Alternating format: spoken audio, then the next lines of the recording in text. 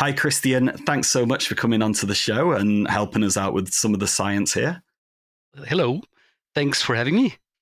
Right. So we're going to start along with the start of episode 2 with some of the Cambrian explosion. So we hear this term quite a bit when we're looking at the news and when we're looking at the evolution of life. But what is the Cambrian explosion? Like, what does it actually refer to?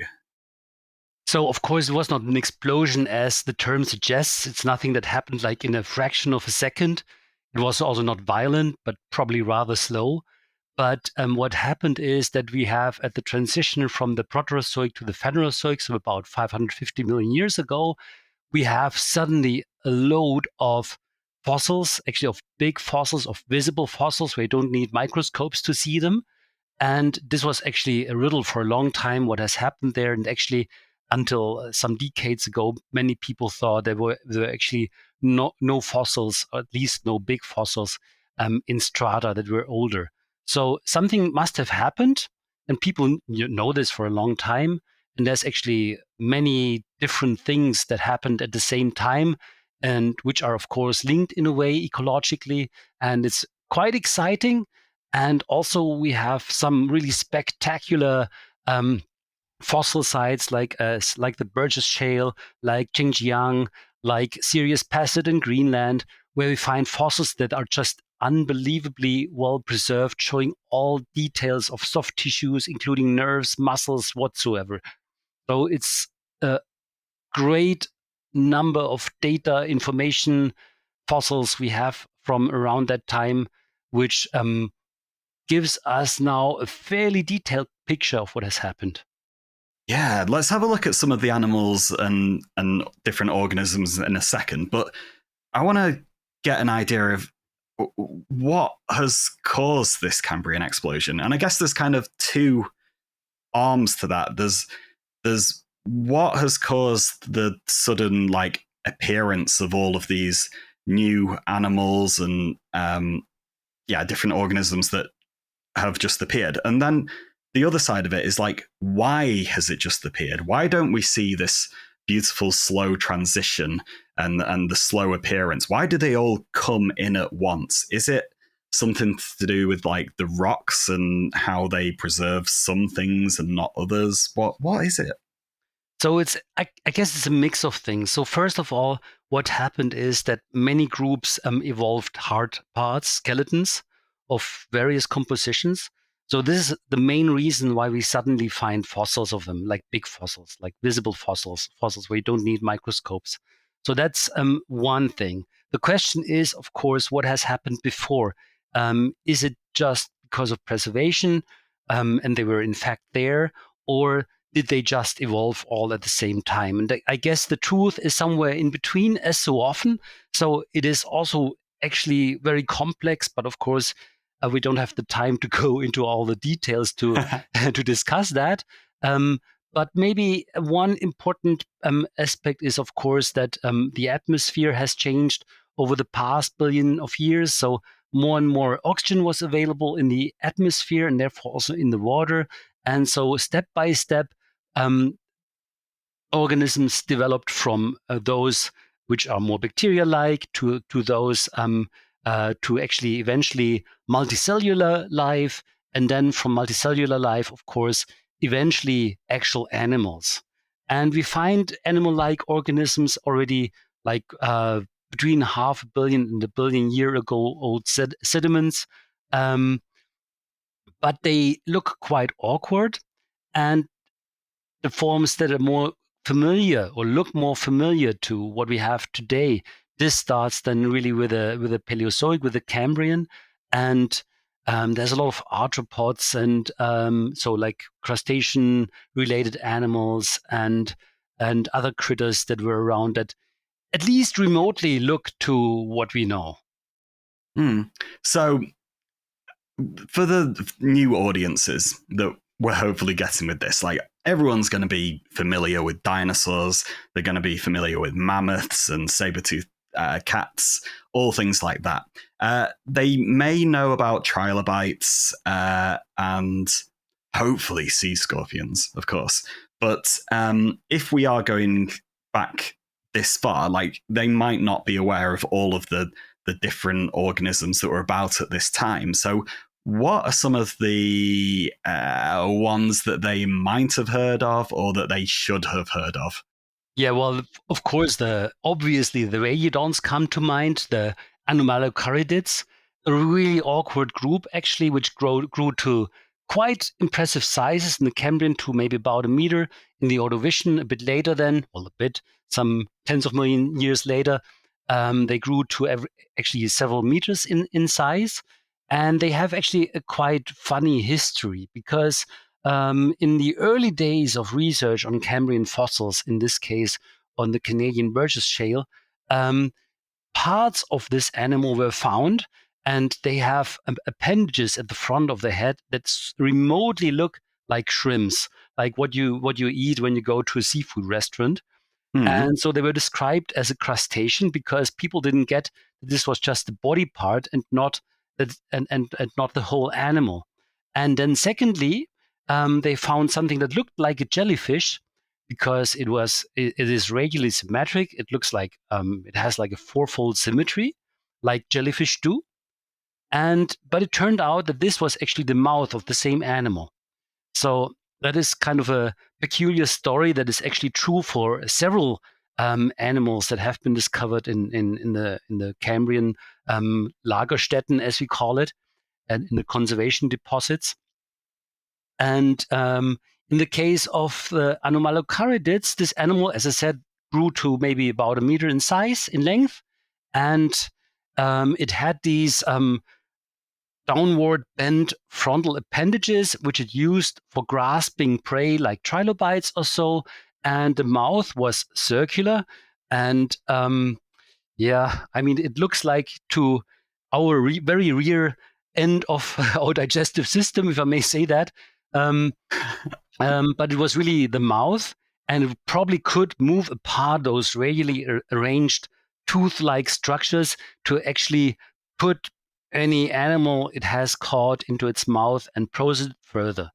And it had on its side, it had a series of many flaps, which it used in an undulating movement to float along, like maybe if you've seen sepias, the modern day cephalopods, when they swim, they use fins which also wave up and down, and they probably did the same thing for swimming. So they were very likely capable of swimming movements, which is also quite relevant, I think.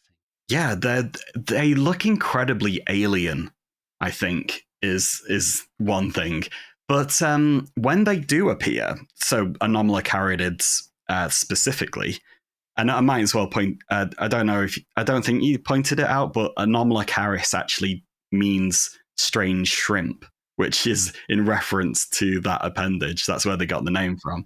Exactly. But yeah, when they do appear, they appear like they don't.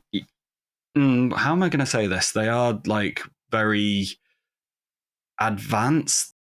What I'm trying to get at is that they aren't rubbish. Fully functional and complete and quite different to what else we know. I mean, these Lagerstätten, so these very special fossil sites which we have on the planet, there is maybe in the meantime, like I would say about 20 of them.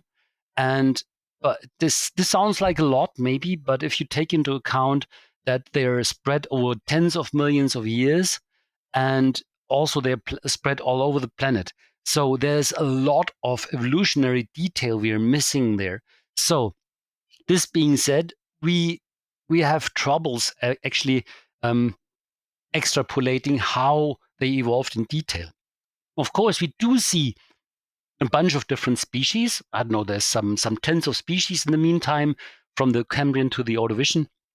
And we do see some evolution there, but we don't, as far as I know, and I'm not the leading expert in Anomalocarid research, we do not really know in great detail how the Anomalocaridids evolved. So let's say, how the appendages evolved in detail and so on.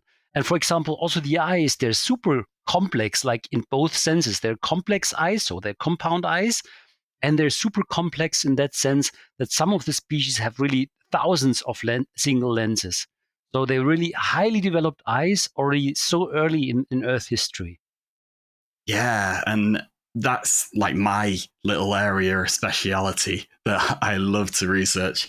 And I like to tell people that arthropod eyes like that work like pixels on a screen. So we've all got our full HD tellies that are 1920 by 1080 pixels. The more pixels you have in there, the better the resolution. And it's the same for arthropod eyes. The more lenses they have, the better a picture of their world they can build. And there's nothing like Anomalocaris until you get to the like modern dragonflies in terms of resolution.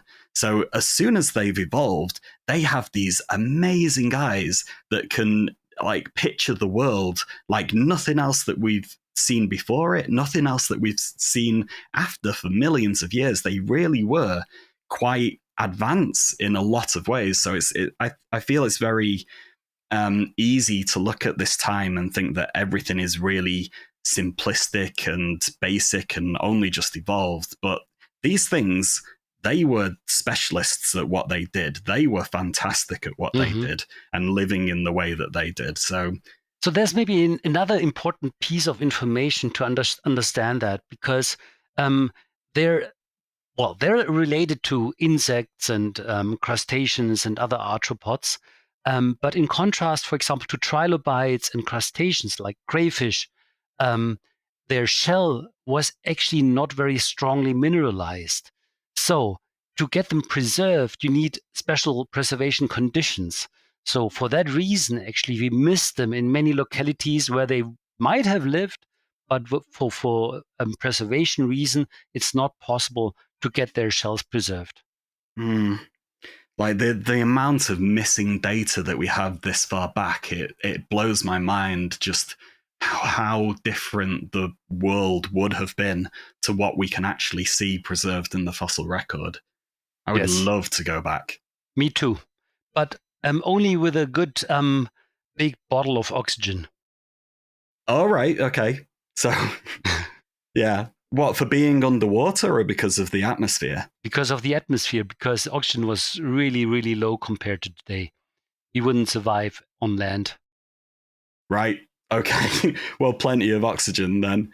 Yeah. And it's really important as well to note that there's other animals other than Anomalocaris, and there's diversity in those Anomalocaridids, and there's an unknown diversity of Anomalocaridids out there as well. So there must have been absolute tons of them in there. It's so exciting. Absolutely. And I mean, even in the Burgess Shale, you would imagine maybe if you have such a special group of moderately big predators, you would assume there are maybe not too many, but actually there were other similar related animals like Lagania or so, which is actually quite closely related, and they lived more or less at the same time. And there's other one of these huge radiodonts around, plus many other arthropods, and the diversity just in the Burgess Shale is stunning. All the arthropods that are present, and then all the other groups like all sorts of worms, of sponges, and actually of many, many, many important groups we have today. We have the very remote ancestors, including also very early vertebrates. So that's also interesting. Well, vertebrate in a very broad sense. I would say maybe chordates to be a bit more on the safe side. But very remote ancestors of ourselves, actually. And that's also quite interesting. But they looked really a bit more worm-like than we do. Yeah. Well, we eventually see some jawless fishes in this episode as well. So, yeah. But you're completely right. There's so much, and we could talk about this for hours. Absolutely. There's so much in there. And as the old adage goes, like in the Cambrian, you could be the second largest predator to Anomalocaris, yet nobody's ever heard of you. Yeah. Heard, yeah. That's another radiodon that's quite important. And that is my world famous herdia joke. Yeah, yeah, yeah. Oh, Congratulations to that. Oh, this podcast is going to get cancelled. Oh no, oh no, oh no. Right. Okay. So we've got all of this Cambrian life now. It's gorgeous. I encourage everyone to look into it. But once it's arrived, what happens to it? I mean, we've suddenly got all of these animals and organisms that appear. Is that it? Do we just have the diversity now for the rest of time and just things go extinct from there? Or were there further diversification events that followed? Of course, it went on because it was actually sort of just starting. But if you look at the diversity curves we have today, which are actually in some respects quite fancy with all sorts of calculation, like kind of trying to grasp the amount of things we don't know, filling the gaps, and so on. If you take all that into account, we can at the moment say that, except for, of course, the mass extinctions, we have kind of a steady increase in diversity from then until today. And so actually there's some colleagues of us who claim that actually the Cambrian explosion cannot be strictly separated from the diversification that happened in the Ordovician, which is called the Great Ordovician Biodiversification event, or shortly GOBI. And actually, if you look into Ordovician sediments on the planet, sometimes it's also quite stunning what we have there. For example, what has become quite famous is the Fesuata Formation in Morocco, which is in a beautiful desert area, which is actually great for traveling because you have excellent food in a really Martian-like looking landscape, and very friendly people and so on. So that's a really amazing place to do fieldwork, and where in the past decades, stunning fossils have been found that are of a similar quality as those from the Burgess Shale or from Jingjiang in China. So it just kept on going. So what would you call an explosion that doesn't stop exploding? A fire? Yeah, something like that. A spreading fire, I would say. So life is continuing, is spreading, is diversifying since basically then. And of course, there were these big mass extinctions everybody probably heard about. But even these mass extinctions actually were some sort of engines of biodiversification and evolution, because usually what happened that after the big mass extinctions, the diversification actually intensified in many cases. So we have basically a ditch in the diversity and then another explosion, if you want. So life seems to be pretty resilient, and I hope it survives what we're doing to life at the moment. But back to the Ordovician, it's really stunning what we find in that time. We find again big Anomalocaris, which reached several meters in length, and what I didn't mention before, even though they're my favorite group, the Cephalopods, they originated in the late Cambrian, and they reached gigantic sizes in the Ordovician. I think, if I'm not mistaken, they were actually the largest animals of that time. Right. So what are the cephalopods? Are we saying cephalopods or cephalopods? That's a good question. And actually, I switch back and forth all the time. So I was told that it comes from the term cephalon, which is the Greek word for head. So that's why recently I decided to more often use cephalopods, Right. even though it feels awkward to me, because before I always said cephalopods, and in German cephalopoden. You have to ask linguist for the proper reply to that question. But in any case, they're a really cool group because they include the most intelligent animals today that do not have a spine, so invertebrates. And in the Paleozoic, so in the Ordovician, for example, there are some of the most awkward forms you can imagine.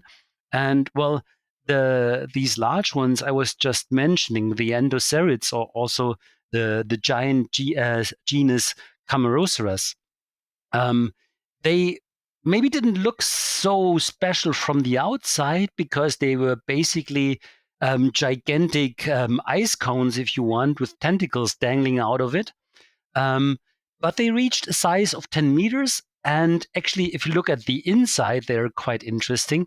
But of course, unfortunately, we don't have the soft tissues preserved, so we can only make educated guesses about what their soft parts, like their tentacles, their eyes, their brain, their internal organs would have looked like. Okay, so why have they got this big shell? Well, let's do a bit of anatomy of them. They've got this big shell. They've got the tentacles sticking out. What's going on inside of that shell?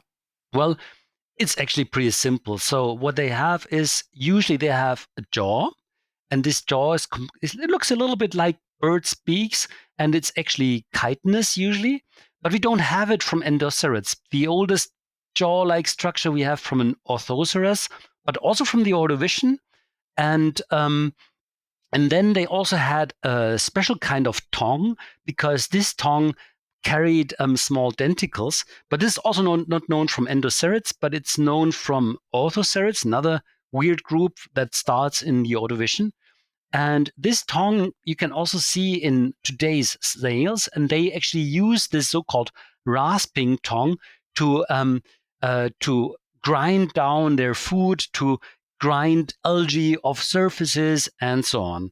And in the case of the endocerids, orthocerids, Cameroceras, and so on, it is likely that they caught prey with their arms somehow. Then they processed it on a coarse level into pieces, like we would do with our jaws and teeth, like make it into smaller pieces. But then they further pre-processed it before it went into the digestive tract. And then the digestive tract was sort of simple. There was an esophagus, there was some kind of stomach, there were digestive glands, and then it was excreted into something that is called the mantle cavity. And the mantle cavity is something which is basically, well, sort of a hollow space that was filled with mostly with seawater, and it was used for almost everything. So basically, the went into it. There were the gills, so for breathing it was needed. Then all the sexual products like eggs and sperms were produced there, and so and they were used for swimming, because when the mantle cavity contracts, it expels water out of the funnel, and this is used for swimming movements. But in the case of the Ordovician forms, I assume they were probably not very rapid swimmers, because if you imagine you have a 8-meter long cone-shaped conch, and you're basically dangling more or less obliquely or vertically in the water, then it's sort of difficult to turn yourself into the horizontal position and then swim with your basically well streamlined conch, but it's somehow difficult. And also, what one has to bear in mind, there were no big predators that would have been a danger for an endocerid. So they were pretty safe. They could take it easy and just fish out of the water whatever they wanted. Wow. It's great that we have such a view of their anatomy and ecology in a lot of ways. And to my mind, this is the first documentary that shows these animals oriented vertically. So even in a lot of museums, if you go and have a look at a diorama of the Ordovician, you'll have these giant Cameroceras and the other endocerids, and they'll all be horizontal, just like hanging out in the reef, just a big long cone in the middle of it all. So what is the thinking behind having this vertical orientation? So it's actually very complex, because the endocerids, they are named after the so-called endocones, which are cone-shaped deposits of basically limestone in the tip of their cone-shaped shell.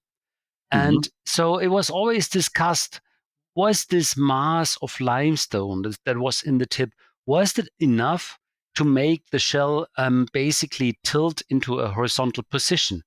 So, and that is still not 100% clear. It's a matter of debate. But what is maybe more important, these animals were huge. We're talking something of a documented 6, 7, 8 meters to a report from the 19th century where, oh, was it 20th? I don't remember. And where it was claimed that there was a report from a quarry near New York, actually, where there was supposedly a specimen that measured 10 meters. But there's no photo, there's no remains in a collection or anything, so we cannot be certain about it. But I can well imagine that animals of that size existed as well. So if you look into large animals in the sea today, you run into animals like baleen whales, like the whale shark, and so on. And all these animals are filter feeders. So they were, instead of eating other big animals, they specialized on eating a lot of small animals by filtering. And so this is what has been proposed for Cameroceras and the other relatives that belong to the Endocerids, that they were filter feeders and that they were maybe vertical migrants. This means they had a very thick siphuncle which connected their chambers. Their conch was chambered, and these chambers likely contained to some degree some gas and maybe also some water. And in total, it allowed them to float with neutral buoyancy in the water without big effort. And the siphuncle was so thick that maybe they were able of exchanging water and gas from this chambered part, and maybe they were able of moving up and down reasonably quickly. And while they were going up and down in the water column, they fished maybe planktonic organisms, and maybe a lot of them, and thereby managed to grow to these large sizes. Yeah, I'd like to think of the chambers inside the conch. I like to think of them as like the ballast tanks in a submarine. Is that accurate? Well, in a way, it is, because what they share is that the conch or shell is actually hard. It's rigid, so it if you would take a hammer, it would fall into splinters. And also inside the chambers, there was actually probably a pressure, an air pressure that corresponds to the pressure of the air we are breathing. So that in turn is a difference to submarines, and because I think in many cases the air in submarines is maybe pressured, but Mm. I'm not a submarine expert, so maybe some people who know more about submarines than I do would say no, that's wrong, it's different. I don't know, but in any case, from modern cephalopods such as Nautilus, we know that the gas pressure within the chambers is actually close to surface pressure, so the pressure of the air we are breathing here at the surface. So that being said, there can be quite a contrast in pressure. So these shells were really quite sturdy, and they could withstand enormous pressures. We don't know how deep they went, but the fossils we find, they're usually from sediments that were laid down in moderate depths. So they didn't go down to the abyss of the deepest deep sea trenches to thousands of meters of depth, but they would probably stayed really in the top 1 or 2 or maybe 300 meters of water depth, because otherwise probably their conchs would have imploded. Wow. Yeah. Um, Here is a question though. And if they are going to be filter feeding, mustn't have plankton evolved before them? Do we see the evolution of plankton? We do indeed, because actually before the Cambrian, there was a long evolution of single cellular organisms, of course, algae and bacteria, but also zooplankton. And even the Cambrian, we find actually quite a lot of these small remains of zooplankton, and we know it was around, like, for example, larvae of all sorts of arthropods and so on. So there was floating life for sure. And I can imagine it was really enough for filter feeders, especially if they're moving at, let's say, a very chill speed, because it could be that these movements were actually quite slow. But for them, there was no need to hurry because, as I said, there were no bigger predators. So there was no one who would be chasing them. There were no sharks. There were no orcas or so. There were no big swimming vertebrates. All the vertebrates, all the fish that existed back then, they were really quite small and probably quite close to the seafloor. And most importantly, they lacked, the most of them at least lacked jaws. So they wouldn't have been able to do any harm to an endocerid or to Cameroceras, to be more specific. Yeah, they might have slurped some algae off of its Yeah, or gel maybe or something. small trilobites, or I don't know what, something. Yeah, so we do see Arandaspis in the episode just swimming about, and it's great to see those as well. So we've got all of these different animals. We've got trilobites, we've got the cephalopods, vertebrates, we've got the anomalocaridids that we see as well. What happened to them all? So some survived in a way, or at least gave rise to other groups, and some became extinct. I mentioned mass extinctions before, and extinctions are actually quite a normal thing. Although, of course, I think every human being thinks it's sad when, for example, the rhinoceros species become extinct or so. And that's always something we miss because we know it afterwards. And but mass extinctions are a normal process, and it always happened. And of course, there were also bigger phases of more intense extinctions where many groups vanished. And one of these phases of mass extinctions happened actually at the end of the Ordovician. And in this case, it wasn't maybe too dramatic, because what happened is that there was a big glaciation that happened actually in the former South Pole, which was actually on Gondwana. And what happened there was that a lot of ice formed actually inland in the former Gondwana, and it bound a lot of water on land, which caused sea levels to fall. And this and the consequences caused some animal groups like, well, for the Anomalocaris, it's actually not 100% certain, because there's a questionable fossil from the Devonian, which might be the last survivor, so to say, of the group. But most of them, at least, became extinct. Yeah.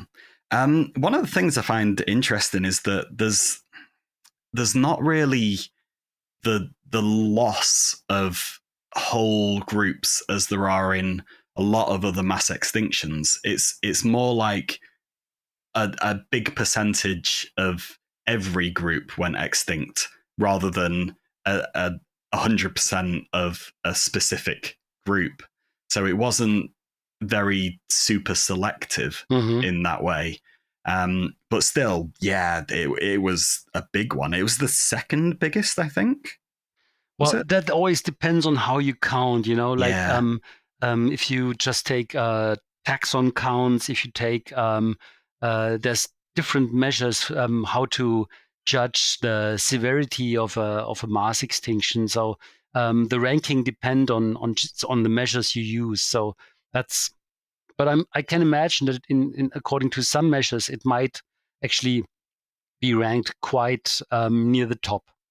So the most important one is still the one at the end of the Paleozoic, at the end of the Permian. This is still the most severe one, but the Ordovician is among the top 5 for sure. But the important thing is that the cephalopods got through it, and I don't think we see them. Oh, we do see some again later on. I think we've got some cuttlefish. That's nice. Yeah. That is such an awesome group, and of course, it makes you wonder what elements of, let's say, behavior and anatomy did these early forms share with our modern cuttlefish and octopuses. And I'm sure there are some things. I'm sure they had eyes. I could even imagine that they had lens eyes, like modern cuttlefish do. They probably also had a reasonably developed brain. And yeah, so yeah, this is also maybe interesting because as soon as these mollusks took off from the seafloor, they had to develop sensory systems and, of course, the according computing system, namely the brain, to handle all the data they needed to understand where they actually were. Because, in contrast to a snail, which is crawling along the seafloor, they if you're in murky water, you have to know what's up and down, what's left and right, and so on.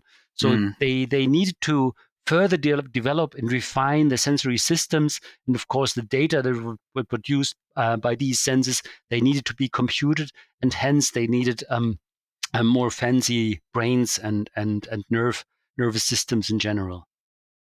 Okay, and so to end on, we've got our cephalopods through the end Ordovician. So now, could you fill us in on 500 million years, 500 million years of cephalopod evolution? What are some of the most amazing fossil ones that we see? What are some of the most amazing things that cephalopods do in general? So what I love about cephalopods is there's a bunch of really crazy things. For example, you remember the endocerids, they had this cone-shaped shell. And in the Carboniferous, actually, there was another time of glaciation, by the way. Suddenly, for some reason, they decided to put the conch inside the soft part. And this was basically the origin of the colioids, which comprise all octopuses and squids and sepias, the cuttlefishes today. So that's quite interesting thing. And what I find quite amazing is that from the fossil evidence we have, it seems like at first they didn't have an ink sac like today's cuttlefishes and octopuses and so on, but this really evolved shortly thereafter. So this is one quite amazing event, I find. Then, of course, the origin of ammonoids. That's one of my favorite groups, and they're quite important in later part of the Paleozoic and the Mesozoic. And many of those people listening here probably know what they are, or have seen, or even found them at one point. And I think they're quite amazing. And they grew really strange forms in the Cretaceous, and there were giant animals that reached over 2 meters in size. And we once made, together with Kenneth, a colleague of mine who now works in Warsaw, we made estimates for the number of offspring they produce, because we actually know what the hatchlings looked like.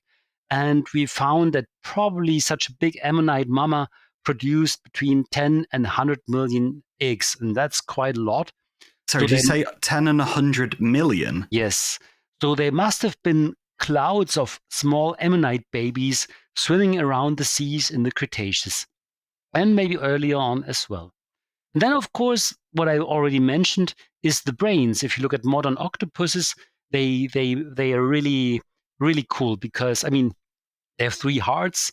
They have some sort of arm brains. So their arms, they are capable of semi-independent movements, and they do really, really cool. For example, they can open jars with screwed lids. If they want to fetch something from the inside, they understand how to open them. They can recognize individual human beings in aquariums, like the giant Pacific octopus.